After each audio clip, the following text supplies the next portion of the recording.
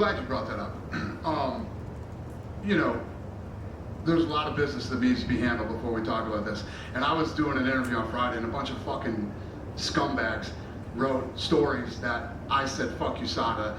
I don't care what USADA says. It's not even remotely close to what I said. So first of all, I'd like to say fuck you to everybody that wrote that story, number one. And number two, there's a lot of stuff that has to go on before you know, he fights. So it's not even, my point was, no matter who's talking about it, whether it's USADA or whoever and this and that, it's not even worth talking about right now. Everybody wants to keep bringing it up so that pieces of shit can write stories like that.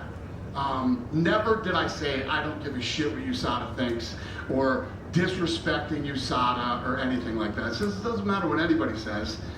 I don't know how this whole thing's going to play out. Let's wait and see.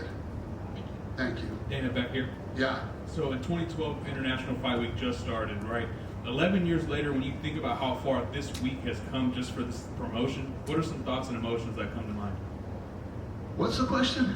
So International Fight Week started in 2012, right? Yeah. So when you reflect 11 years later, yeah, what are some of like the thoughts and emotions that you have? What are some that come to mind? Well, what's cool is, you know, this was an idea in our meeting room one time, and we thought we would pull together this whole week where martial arts fans could come and celebrate, you know, everything martial arts, everything, you know, combat sports in a week, and here we are 11 years later.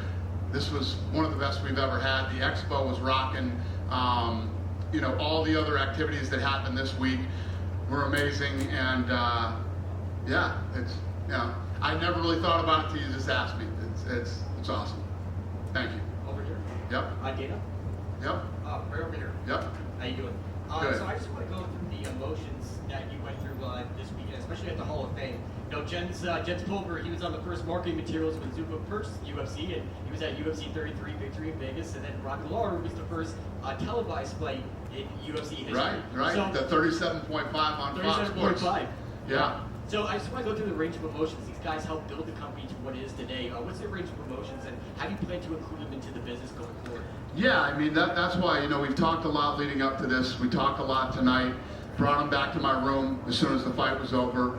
You know, he's special. He's a guy that, you know, it's almost like we grew up together in this thing. And you know, I saw him in Hawaii when he was 19 years old fighting, and loved the style. I loved the way he fought, so I signed him.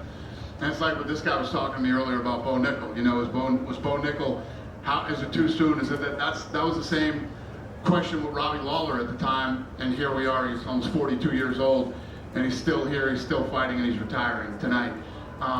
Yeah, he's a special guy to the company and to me personally. Awesome. And Val came in on short notice. Came in during a pitch. Like, will you continue doing business with Val? Have him on the roster? Hey, who's that? Val.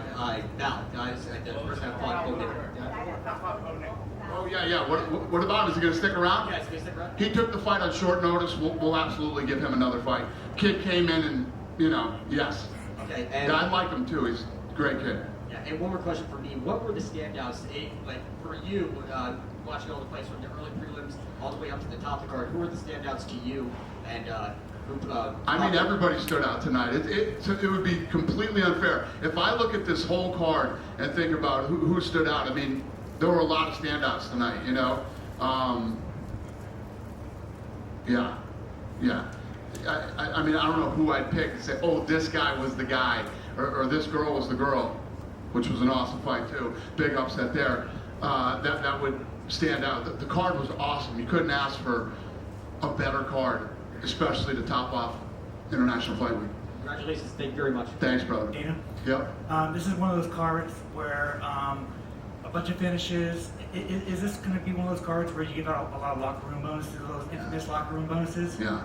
I was surprised that none of you said to me, how does Robbie Lawler not get the bonus going on? Don't worry about Robbie Lawler. Robbie Lawler's going to be just fine. Yeah, we'll take care of Menifee. I mean, you know, yes. The answer is yes. I don't have to go through the roster, but yes. I mean, was it a thought to get everybody $50K, just one of those cards where you get everybody a bonus? The whole card, $50K? Yeah. Hey, Go work for this guy. This is the guy right here.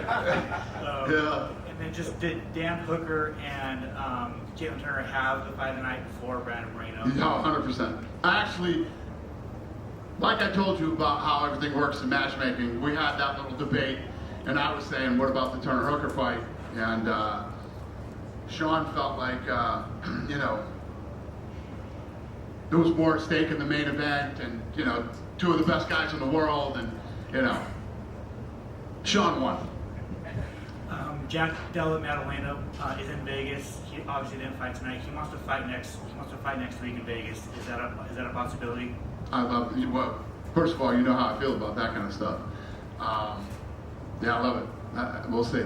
Yeah, I love it. And then finally for me, there was a video of John Jones in Vegas. He was at Jorge Masvidal's thing. He was taking shots. Like, does that kind of get you worried?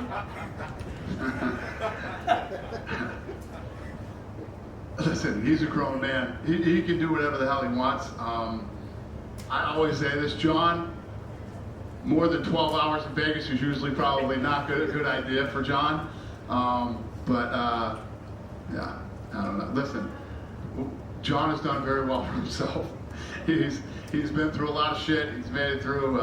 I don't know whose idea it was to keep John here for days, but Hunter, was that your idea? Well, here we are. I'll plead the fifth on that, sir.